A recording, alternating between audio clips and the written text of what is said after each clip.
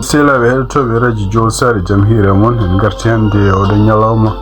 alhamis hawri ko sappo e jeegom lewru octobre tan ujunaaji didi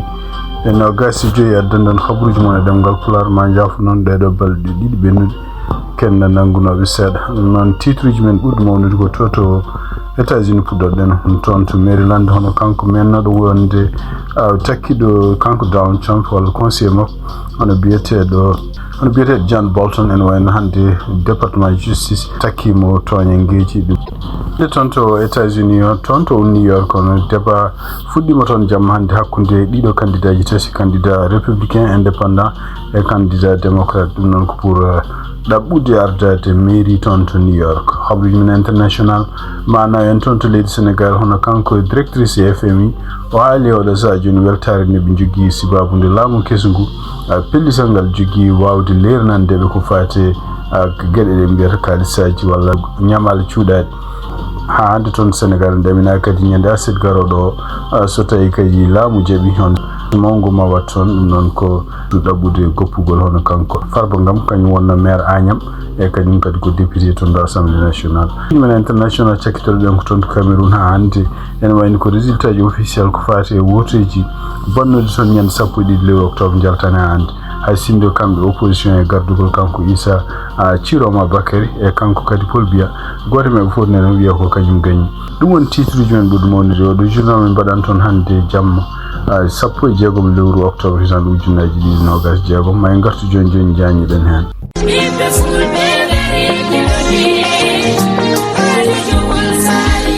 Radio Jowol Sare International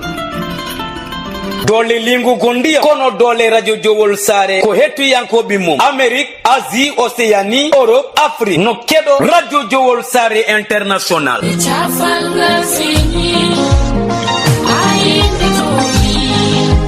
jidda ko kaburuji jaggu Radio Jowol International gilay émission ngaji dini ha e fina tawa tarindi kono bamtari kala kena wallita gurdam ade ena yewteno haale e nder Radio Jowol International wonandi jogibe publicité jokkundiru e Radio Jowol International chagal indicatif Mauritanie wada 46 53 84 09 wala mbada 44 18 77 18 wala mbada indicatif dowlaji dendude Amérique plus 1 513 668 03 94 bandiraɓe musibi tedduɓe heeɗi min Abou Diobo El Hadji Ngori momi hetto Radio Jowol International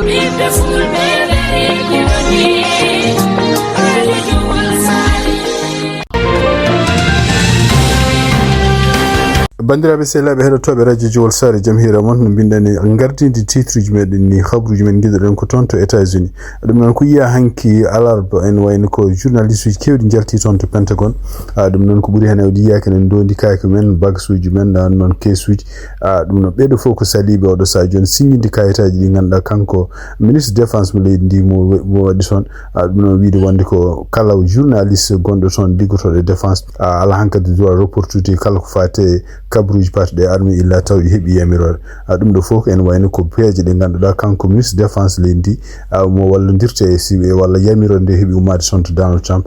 kala ko fati hankati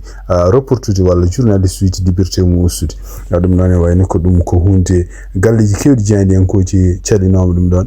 ni jaa hen kambe New York Times ni jaa hen Wall Street Journal ni jaa hen kadi hono kambe CNN jaa hen galleji kewdi jandi en ko ci biidi wiibe wonde dum do ko hadde droit gonno don boy dum non ko droit comme biata droit de presse wonande lendi dum non ko droit mon ganda jibidinaade indépendance mo Amérique tumnade galleji jandi en ko way wonde fof kambe fof ko be salibo do sa joni yamirore makko walla kanko dabbande no wadi kanko Peter Hegseth pour wiide wonde ko journaliste uji kanyum fof e cinnin di don kayitaji walla sino mo heftu licence men pour wawde reporter ko way wonde fof ne fada do e balde garoji hol ƴeewe kadi hol réaction mo ganda kanko gouvernement mo kanko Donald Trump walla kanko ministère topique ko fati défense ko walla ko fati dido journaliste uji hande ton to États-Unis tumnade ko yalti tum ummade ton to Maryland hono kanko John Bolton dum non ko menno wondi kanyum hoore mum conseiller mo kanko Donald Trump menno kadi ligade e gouvernement kanko George Bush en wayno nyalawma hande alkhamis kanko no fo takama toñangeji dum non ko biasa wonde ko odo sadio no foti notade tribunal dum non e wiidi mabbe kambe département justice mo e laamu Donald Trump ko won gede de o haali won surtout o mofti secretji di ganda défense lendi e kadi o wawi kanko hoore makko wossodir dum e yimbe wadbe dum non e tumnade kadi kongudi gummidi ton to no makko kanko John Bolton walto avocat makko kanko John Bolton biete do abe lowel o wonde ko John Bolton en wayni ko kanyum horu medi wonde ambassadeur États-Unis ton Nations Unies dum non ko tande George Bush dum non e wayni ko odon sa ha faade joni kanko John Bolton o medani yabbude ko wiete kulal dum non tungnaade kadi ko memo kanko avocat makko kanko biete abe lowel o dum no ko be takkimo do joni ko hunde ni ganda règle nom ko duubi kewdi di aden ko gede ni ganda kanko John Bolton ari no wiya wonde ko windi dum e deftere nde windi dum non deftere nde ko gene won ko deftere nde faati ko duubi 45 kanko ware makko ko woni politique kono e wayni ko dum hitande ujunnaji de no gasi ko dum non règle nom déjà kanko John Bolton non ko haali o wi wonde ko en wayni ko Donald Trump ko si babun kanyum hoore mum gilande seki mo tan hankado wonti gañu mudum numéro e kadi en wayni ko John Bolton ko e wiide mudum kadi ko surtout en ko si babun windi nde do deftere kadi de kanko John Bolton do haalde ko haali ko wi wonde ko nde do deftere en wayni ko kanko Donald Trump o wala dum don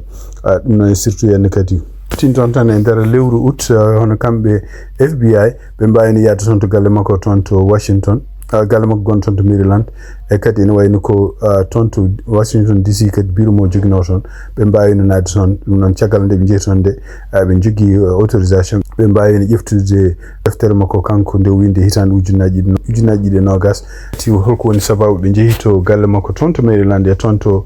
bureau makko gondo ton to Washington DC tunaade hande ko EP News windi be mbi be mbadi hen ko kambe FBI yanobe ton be ƴewno surtout ko deftere nde windi no hitande ujunnaji de nogas e kadi en wayni ko compte makko mo jogino ko AOL non ko compte internet kanyum hoore me wayni ko haakoji yimbe nannobe hen taw ko yimbe jeyabe ciagal leydi ko dum wonna ko woni ko nawnobe son kono en wayni ko hande tugnade EP News ko ali en wayni ko be kalani hol leydi walla hol beedon yimbe nadbe e compte makko holto jeya naaddo e kontuji makko yimbe naadbe kontuji makko en tuma jeya ko ton to Republic Iran siftin don tan kanko John Bolton kanko hoore makko en wayni ko leydi Iran sibabu de luggotino e George Bush e ha e tande luggino e kanko Donald Trump sibabu ndi kanko hoore makko haaluji mettude haalno Iran kan wayni kambe Iran kanyum hoore mum tuma non wonde niidi wardem ko way wonde fo en wayni ko do sa joni ko deftere kadi nde windi kanko John Bolton e hitande ujunnaji de nogas dum non siftin don ko de don deftere kadi ko ari ko juste balde ko hadde makko kanko Donald Trump wadde empêchement don de don deftere ari ko juste balde hadde makko kanko Donald Trump wadde empêché hitande ujunnaji de nogas kono e nder de don deftere kadi kanko John Bolton o haalino wi wonde ko faate nanodiral gongal hakkunde kambe Ukraine e kambe États-Unis ko faare walludum en wadi ko kanko Donald Trump o dartini ngal do nanodira surtout salade rokkude Ukraine e armement dum non ko sifti don tan ko e manda makko gadan kanko John Bolton o haalino kadi wi wonde ko dum do fof en woni Donald Trump o don sa yinno ko kam Ukraine be bonna inde Joe Biden dum non ko dum sifti don tan ko gedde nganda en dum non e wayno ko dum non kanko John Bolton e deftere makko o windi o wi ko Donald Trump haalnimo pourquoi en hada dedon balle faade to Ukraine e dum do fo en wayni ko hunde ni ganda kanko Donald Trump salim ko way wonde fu Donald Trump en der empêchement mo du bado non en wayni ko kanko Donald Trump en wayni sena jabano wiide mo wonde ko kanko to si dum non ko e manda kanko Joe Biden ko way wonde fu en wayni ko gilenden kanko Donald Trump o haali wonde Bolton o wi wonde ko neddo poddo warete e kadi ko deftere mudum fotani woppede winde ko ay wonde fo en wayni ko nyalawma hande kambe département justice surtout procureur gondo ton to Maryland mo kanko Donald Trump mo subi en wayni ko felliti wonde fawde mo kanko John Bolton toñangeji ken wono sap e deedo tan dido toñangeji fof ko takkude mo wonde ko kanko wari makko wawi ƴeftude khabaruji walla gede secret tago gede défense o wawi kadi wadde dum hutorade dum e document makko personnel surtout en ko yanama dum non wayno ko way wonde fo en wayno ko oɗo saji joni kanko John Bolton haalaka holnde foti arde toon to tribunal kono noon wayno ko kanko John Bolton woni neɗɗo tataɓo mo kanko Donald Trump département justice fawe muɗum oɗo saji joni jungo pour takkude ɗum ɗum noon siftini ɗon ko neɗɗo gadano wonno ko James Comey mennoɗo wonde directeur FBI e kanko kadi attorney general jeeya toon to New York hono Leticia James kañum wayno ko John Bolton woni neɗɗo tataɓo siftini ɗon tan ko listo mo Donald Trump ƴefti oɗo saji joni ko yimɓe ɓe ganduɗa omo yiɗi yoɓtade ɗumen ene keewi ene ko ene jeeya hen oɗo saji ko ɗaminani ara hono kanko sénateur jeeyaɗo toon to Californie biyeteɗo Adam Schiff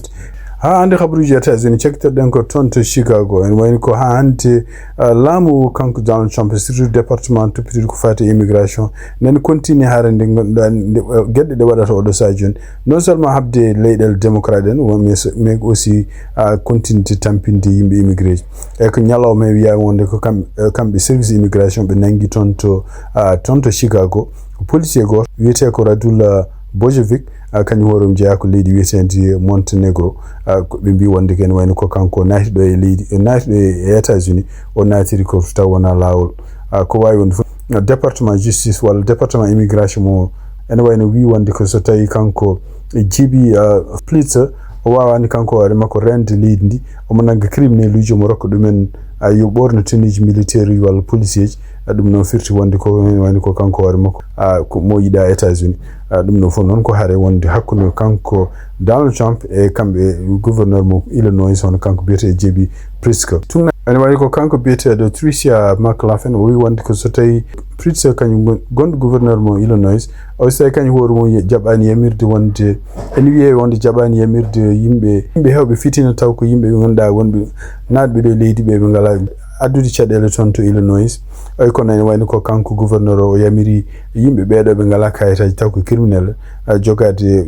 wonde policier ji ɗum noon ko ɗum waɗi ko ɗum o haali donc wi wonde ko ene wayno ko kanko oɗo biyeteɗo Radul Bojevic kañum hoore mum ene wayno yaɓɓi kuule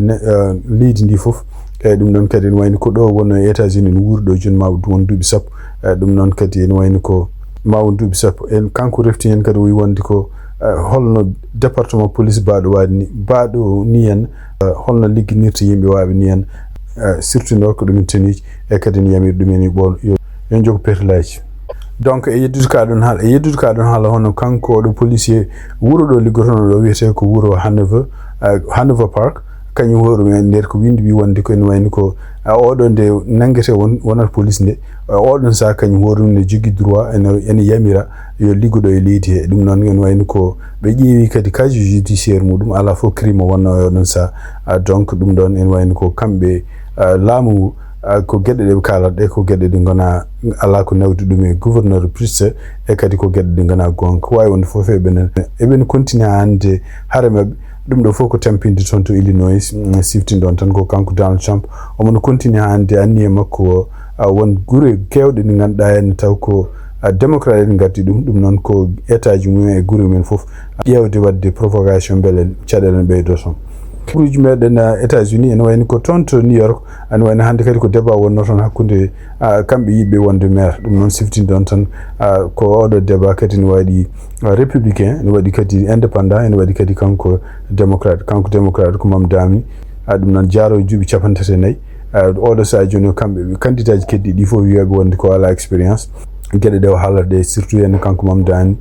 kadi ko neɗɗo mo jaɓani haare wonde toon to Gaza nde e kadi ko mo jaɓani gueɗe ɗe ganduɗa Donald Trump waɗata surtout yen contre état julɓe hono kono noon kadi ene waɗi kadi goɗɗo kadi mennoɗo wonde gouverneur toon to New York hono kanko Andrew Cuomo ene wayno kadi ene wayno oɗo saha joni ko takkere makko ko sibabunde holko waɗi feere ha hunde yiita e makko après caggal mo natti wonde gouverneur ɗum ɗo fof ko ɗum woni ko débat kalte ɗum ko wawi wonde fof débat o nen continue oɗo saha joni gasani hawnaki ma en gartu hen janggo habaruji men États-Unis cekkitorɗen ko fate surtout ha hande politique ko siftini ɗon tan e wayno ko caggal nde kamɓe leydi Texas nde ɓe pelliti ɓe naati e plan makko kanko Donald Trump ɗum noon waylude no foti républicain walla démocrate goni e ndiɗo leydi surtout ɓeydude ko fate jonɗe taw ko républicain état ji kewɗi démocrate en ɗum wayno oɗo saha joni gummima kañum ne wadde ɗum ɗon siftini ɗon tan ko Californie kañum woni état ɓurɗo mawnude oɗo saha joni yanti hen e kadi ene wayno état ji goɗɗi démocrate en jante hen ɗum toon to Missouri ene wayno ko misiri kamɓe ne ɓe goni koye wadde oɗon plan pour ɓeydude jonɗe wonande toon to wonande républicain toon kadi to Californie état ɓurɗo mawnude kañum hoore mum joguiɗo oɗo saha joni 52 jonde ene wayno ko mbi wonde ko ene wayno ko oɗo saha joni maɓe mbaylu kadi plan mabɓe pour kamɓe koye maɓe ɓeyde jonɗe toon to wonande démocrate toon kadi to Indiana ɗum noon ko état républicain kañum koye ɓe mbi wonde ko ma goni koye miijade ko kañum hoore mum waylude plan mumen toon kadi to Kansas ko état républicain tokos kañum en ɗum goni koye rewde oɗon plan Utah kadi ko état républicain kañum en hukkoye mon goni koye wadde ɗeɗon peeje toon kadi to Ohio kadi ko état républicain ne wayno ko kañum en koye men goni koye ƴewde miijade so tawi hitande ujunaji 2016 men mbawi waylude plan pour ƴewde so tawi ɓe wawi ɓeydude républicain to Louisiana kadi républicain kañum en koye men goni koye wadde ɗum ɗon donc siftindon tan toon to donc Louisiana ene wayno ko kamɓe sarɗiyankoɓe mbiyama yo mbattu haqqillaji surtout e calendrier mabɓe hakkude 23 octobre e 23 octobre et 13 novembre ɗum noon surtout en ko tawde cour suprême mo États-Unis koko haɗi koko dartini won koko ene foti heɗade holko haalate en sibabu démocrate ne mbaɗi portini toon plan toon to Maryland ko état démocrate kañumen koye min goni koye wadde oɗon plan toon kadi to Florida kono kanko gouverneur mo Florida o DeSantis o wi wonde kene wayno ko woni ko ɓe goni koye miijade kamɓe koye maɓe ɓeydude jonɗe takko républicain jeeyi toon to New York kadi ko état démocrate en kañum hoore mum ene wayno surtout ene sibabu ɓe goni oɗo saha joni koye élection ngaji surtout ko fate maire kanko gouverneur o debbo wi wonde ko kamɓe koye maɓe ƴeewa wadde no Californie waɗi ni pour ɓe ƴeewa surtout hade hitande ujunaji ɗi 27